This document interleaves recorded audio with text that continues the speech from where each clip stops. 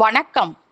இது சீரடி சாய்பாபாவின் வாழ்க்கை பற்றின ஓர் கழுகு பார்வையின் 3வது பகுதி. முதல் 2 வீடியோவை பார்க்காதவர்களுக்காக அதன் லிங்கை டிஸ்கிரிப்ஷன் பாக்ஸில் கொடுத்துள்ளோம். சென்ற வீடியோவில் கேட்ட கேள்விக்கான பதில் இதோ. இந்த பதிலை சொன்னவர்கள் ரம்யா அவர்கள் மற்றும் சாய்ஷா அவர்கள்.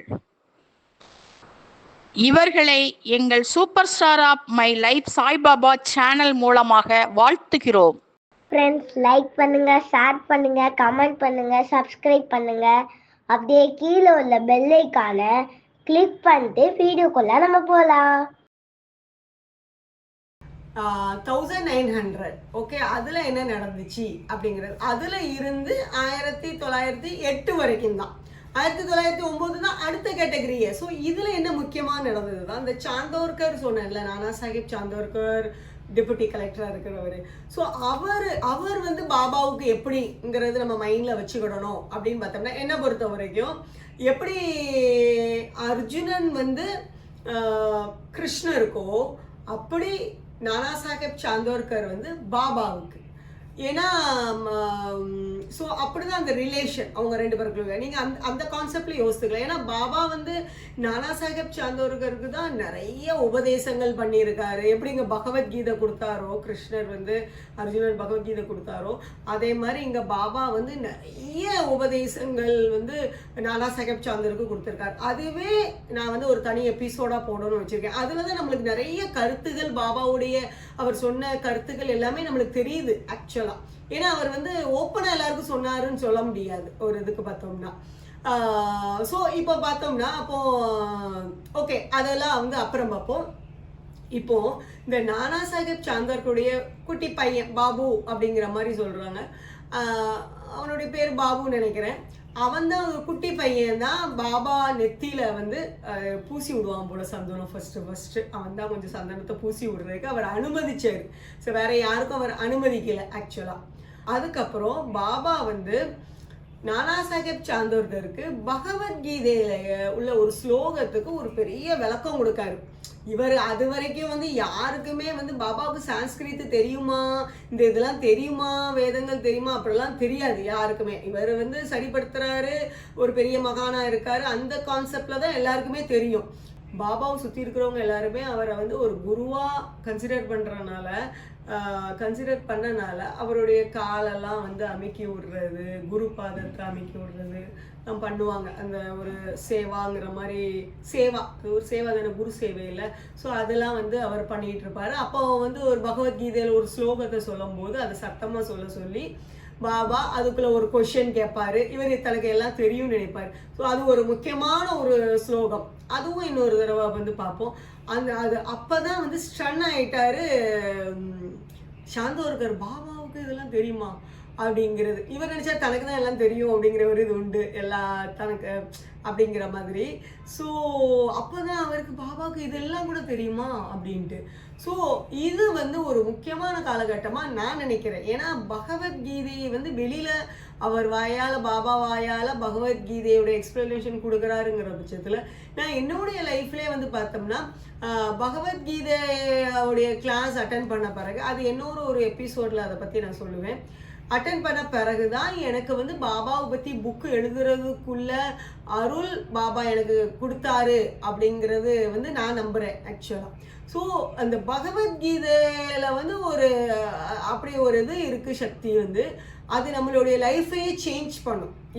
அப்படி உங்களுக்கு சேஞ்ச் ஆயிருக்கா? நீங்கள் கவனிச்சிருக்க மாட்டீங்க, பட் உங்களுடைய லைஃப் வந்து சேஞ்ச் ஆயிருந்திருக்கும். நீங்கள் பகவத்கீதை கிளாஸ் அட்டன் பண்ணியோ, பகவத்கீதை படித்து முடிச்சிருந்தோ, ஏதோ ஒரு சூழ்நிலையில் உங்களோட லைஃப் வந்து சேஞ்ச் ஆகிருக்கும். ஸோ நான் என்னுடைய லைஃப்பில் ரிலேட் பண்ணி பார்த்தனால நான் என்ன நினைக்கிறேன்னா, இந்த ஒரு இன்சிடென்ட் வந்து பகவானே பாபாவுக்கு அமைச்சு கொடுத்ததாக நான் நினைக்கிறேன். ஸோ பாபா வந்து பகவத்கீதை எக்ஸ்பிளனேஷன் நானா சாஹிப் சாந்தோருக்கு கொடுத்த பிறகுதான் அடுத்த மாற்றங்கள் வந்து வருது. ஸோ இதில் என்ன மாற்றங்கள் அவருக்கு வந்து வருதுன்னு பார்த்தோம்னா, முக்கியமான ஒரு ஜாம்னர் மிராக்கிள். இதுவும் நானா சாஹிப் சாந்தோர்கருடைய மக வந்து டெலிவரிக்கு கஷ்டப்பட்டுட்டு இருப்பாங்க. ஸோ அந்த அற்புதம் எப்படி பண்ணாரு அப்படிங்கிறதும் அடுத்த ஒரு இது. அந்த அற்புதம் இப்போ நடந்தது தான் 1904 to 1905 அப்படிங்கிறாங்க. அதுக்கப்புறம் பாபாவை இந்த அளவுக்கு போற்றி, அதாவது ஒரு கடவுளா நினைச்சு ஆரத்தி அது இது எல்லாமே ஸ்டார்ட் பண்ணதுக்கு ஒரு பிள்ளையார் சொல்லி போட்ட ராதாகிருஷ்ணமாய் அப்படிங்கிறவங்க 1907 தான் அவங்க வந்து ஷிரடிக்குள்ள வராங்க. இவங்க வந்த பிறகுதான் நம்மளுக்கு முக்கியமான, அவங்க இருந்தது ஒரு 10 வருஷம். அவங்க வந்து கிருஷ்ணர் பக்தர். ஸோ பாபாவை வந்து அவங்க வந்து பரபிரம்மமாவே பார்த்தாங்க. அவங்களுக்கு வந்து அது புரிஞ்சுது. ஸோ எப்படி நம்மளுடைய பெருமாளையும் பண்டர்புரத்தில் உள்ள விட்டல், ஸோ அவங்களுக்குலாம் வந்து அப்படி ஒரு பூஜை பண்ணுறாங்களோ சேம் வந்து பாபாவுக்கு பண்ணணும்னு ஆசைப்பட்டாங்க. ஸோ இந்த ராதாகிருஷ்ணமாயினால தான் இப்போ நம்ம எப்படி பாபாவை வந்து கொண்டாடுறோமோ அது ராதாகிருஷ்ணமாயினால தான் நடந்தது. அவங்க தான் எல்லாமே அதுக்குள்ளே அரேஞ்ச்மெண்ட்ஸ் பண்ணி, அதாவது என்ன சொல்றாங்கன்னா 25 வருஷமா பண்ண வேண்டிய ஒரு விஷயத்த அவங்க கிட்டத்தட்ட ஒரு 8-9 வருஷத்துலயே பண்ணிட்டாங்க. பண்ணி அவங்க ஆக்சுவலா அவ்வளவுதான் இருந்தாங்க. அவங்களுடைய பர்பஸ் முடிஞ்சோன்னா அவங்களுடைய வாழ்க்கையும் ஷிரடியிலேயே வந்து முடிஞ்சிட்டு அப்படிங்கிற மாதிரி. ஸோ தாசகுண்டு கான்ஸ்டபிளா இருந்தான்னு சொன்னேன்ல, இந்த சமயத்துல தான் அவர் வந்து கீர்த்தனரா மாறினார். பாபாவால மாற்றப்பட்டார், ஹரி கீர்த்தனராக மாறினார். அதுவும் இந்த காலகட்டத்துல தான் நடந்துச்சு. ஸோ இது எல்லாமே முக்கியமானது. ஏன்னா ராதாகிருஷ்ணமாய் வந்து இப்போதான் என்ட்ரி முக்கியமான கொடுத்துருக்காங்க. பாபாவுக்கு உள்ள அவங்க ஒரு முக்கியமான ஒரு சிஷ்யை அப்படின்ட்டு வந்து சொல்லலாம். அதான் அதனால தான் மாற்றமே ஏற்பட்டுச்சு. ஸோ இது ஒரு இந்த காலகட்டத்தில் இப்போ முக்கியமாக என்ன நடந்துச்சு அப்படின்னா, பகவத்கீதா எக்ஸ்பிளனேஷன் சாந்தோர்கருக்கு பாபா கொடுத்தது ஒரு முக்கியமான ஒரு மாற்றம் அப்படின்ட்டு வந்து நான் சொல்லுவேன். ஏன்னா இதுக்கப்புறம் தான் எல்லாருக்கும் தெரிஞ்சுது, ஓகே பாபாவுக்கு இந்த நாலேஜ் நல்லா இருக்கு அப்படிங்கிறது. அதனால என்னென்ன அதுக்கப்புறம் தான் ஒரு பாபா ஒரு குருகுலம் மாதிரி ஆயிட்டுன்னு சொல்லலாம் ஓரளவுக்கு. அதுக்கு முன்னால வரைக்கும் கூட எல்லாரும் தனிப்பட்ட முறையில் பாபாட்ட பேசுவாங்க, ஏதாவது தனிப்பட்ட முறையில் அவர் வந்து பதில் சொல்லுவாருன்ட்டுலாம் இருக்கும். அதுக்கப்புறம் கூட்டங்கள்லாம் ரொம்ப ரொம்ப கூட ஆரம்பிச்சிட்டு ஒரு கடைசி 10 இயர்ஸ்லாம் வந்து. ஸோ அப்போல்லாம் வந்து அவர் தனிப்பட்ட முறையில் யார்கிட்டையும் பேச முடியாது, அவ்வளோ கூட்டங்கள் இருக்கும். அப்போ அவர் வந்து ஒரு கதையாக தான் சொல்லுவார். அவர் சொல்கிற கதை அடுத்தவங்களுக்கு பதிலாக இருக்கும், யாருடைய வாழ்க்கைக்குள்ள பதிலாக வந்து இருக்கும். ஏன்னா தனிப்பட்ட முறையில் ஒவ்வொருத்தட்டையும் சொல்ல முடியாதுங்கிறதுனால அவர் அந்த மாதிரி கதைனா அது புரிஞ்சுக்கிட முடியாது. அந்த கதை அந்த அந்த சம்மந்தப்பட்ட ஆட்களுக்கு தான் அது புரியுமே தவிர மற்றவங்களுக்கு அது என்ன கதை சொல்றாருன்ட்டே புரியாது. ஸோ ஒரு ஸ்டேஜில் அவர் அப்படி ஆக ஆரம்பிச்சிட்டார். அவர் வந்த காலம் தனியாக வந்தார். பார்த்தோம்னா அவர் பாட்டுக்கு ஒரு சித்தராக இருந்தவர் கொஞ்சம் கொஞ்சமாக வந்து ஒரு வைத்தியர் மாதிரி ஆனார், சித்த வைத்தியர் மாதிரி ஆனார். அதுக்கப்புறம் வந்து பார்த்தோம்னா ஒரு மகான் அந்த ஸ்டேஜில் வந்துட்டு இருந்தார். இங்கே தான் அவர் அடுத்த ஸ்டேஜ் தான் ஒரு அவதார புருஷனாகவே அவர் கொண்டாட ஆரம்பித்தாங்க மக்கள் வந்து.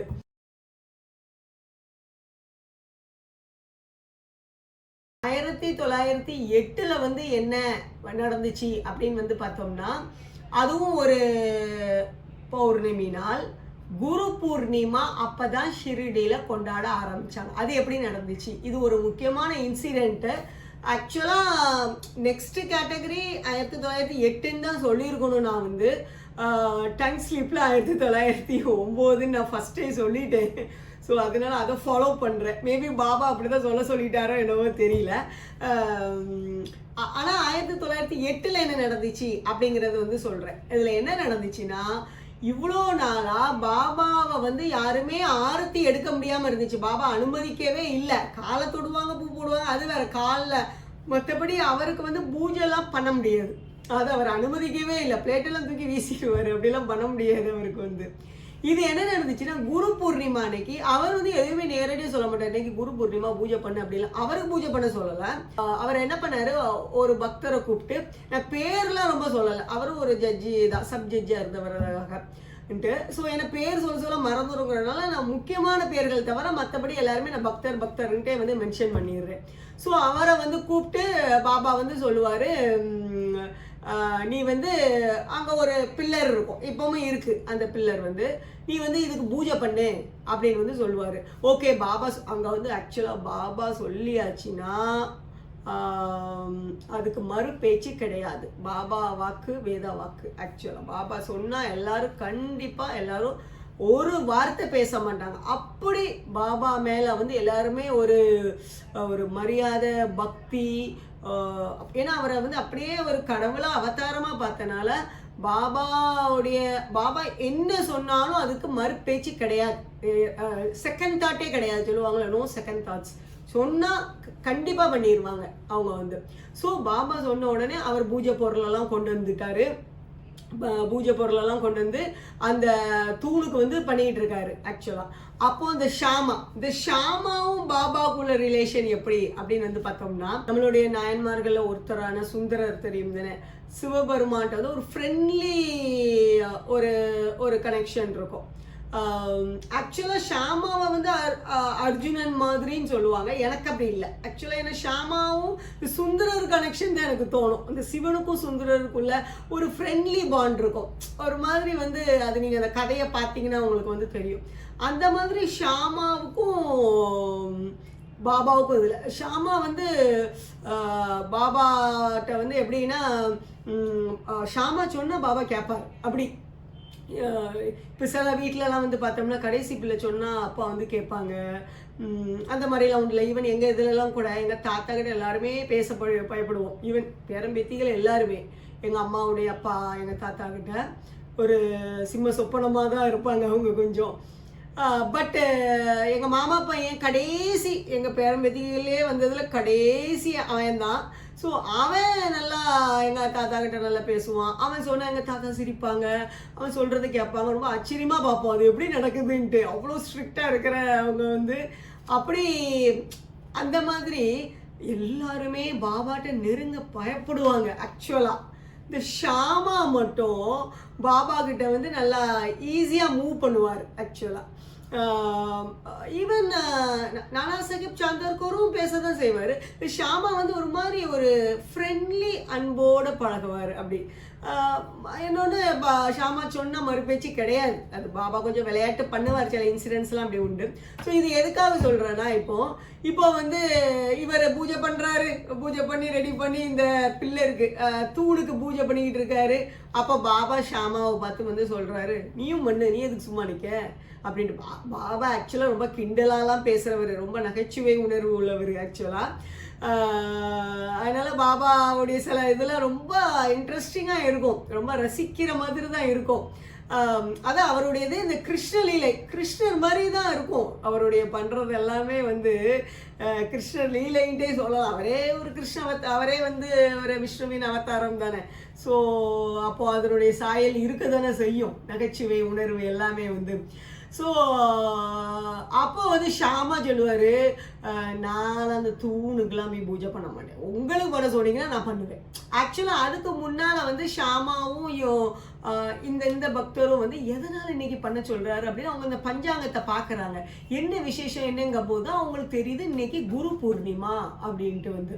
ஸோ அதனால தான், அதாவது பாபா வந்து குருவுக்கு ரொம்ப முக்கியத்துவம் கொடுப்பார். அது நான் இன்னொரு எபிசோடில் அதை பற்றி நான் வந்து சொல்லுவேன். ஸோ அதனால அவர் வந்து மக்களும் குருவை வந்து குரு பக்தி நல்லா இருக்கணும் அப்படிங்கிற கான்செப்டில் தான் அந்த குரு பூர்ணிமா கொண்டாட வைக்க அவர் முயற்சி பண்ணுறாரு. ஸோ அதனால தான் இவர் பண்ணிகிட்டு இருக்காரு. இப்போ ஷாமாட்ட வந்து இப்படி சொல்லும் போது ஷாமா சொல்கிறாரு, நான் அந்த தூணுக்கெலாம் நான் பண்ண மாட்டேன், உங்களுக்கு பண்ண சொன்னால் நான் பண்ணுவேன் அப்படின்ட்டு. இவர் எப்படி உடனே ஒத்துக்கிடுவாரா?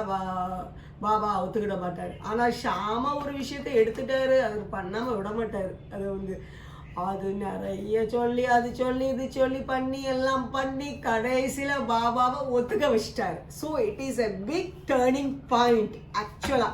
நான் அந்த 3வது கேட்டகரி 1908 தான் சொல்லணும். இதே மாதிரி தான் அந்த பாபா வந்து எனக்கு அதை எப்படியோ மறைக்க வச்சிட்டார். 1909 நான் வந்து சொல்லிட்டேன். 8 தான் ஆக்சுவலாக டேர்னிங் பாயிண்ட். ஸோ பாபாவுக்கு அஃபிஷியலி எல்லாருமே இந்த பாபா பண்ணுற பட்சத்தில் தாத்தியா பாட்டீல் பாபாவுக்கு ஷாமா பண்ண போகிறாரு. இந்த தாத்தியா பாட்டீல்ட்டின்னு சொல்லியாச்சு. இந்த பைஜாபாயோடைய பையன் தாத்தியா பாட்டீல் அவர் ரொம்ப க்ளோஸ். அவங்கள்ட்ட உள்ள ஃப்ரெண்ட்ஷிப் வேறு மாதிரி, அது வேறு மாதிரி டைப் அது ஆக்சுவலாக. அது இன்னும் இன்ட்ரெஸ்டிங்காக இருக்கும். அவன் ஆக்சுவலி சின்ன பையன், தாத்தியா பாட்டேல் வந்து சின்ன பையன் ஆக்சுவலாக. ஸோ அவன் எல்லாருமே வந்து இந்த கேட்டகரியில் இப்போ வந்து தாத்தியா பாட்டேல் வளர்ந்த ஆள் தான். ஸ்டார்டிங்கில் வந்து சின்ன பையனாக இருந்தவன் ஆக்சுவலாக. ஸோ இவங்க எல்லாருமே வந்து அப்புறம் எல்லா மக்கள் ஒவ்வொருத்தராக வந்து எல்லாரும் பாபாவுக்கு ஆர்த்தி பண்ணுறது ஸ்டார்ட் ஆகிட்டு அஃபிஷியலி வந்து பாபாவை வந்து ஒரு கடவுளாக வச்சு ஆரத்திலாம் வந்து கடைசியில் மக்கள் நினச்சது கடவுள் அனுக்கிரகம் பண்ணிட்டாருன்னு தான் சொல்லணும் அதுக்கு வந்து. ஓகே, இப்போ தேர்டு கேட்டகரி 1909 என்ன நடந்துச்சு? இந்த சேனலின் பெயர் என்ன? இந்த சேனலை மறக்காமல் சப்ஸ்கிரைப் பண்ணுங்க.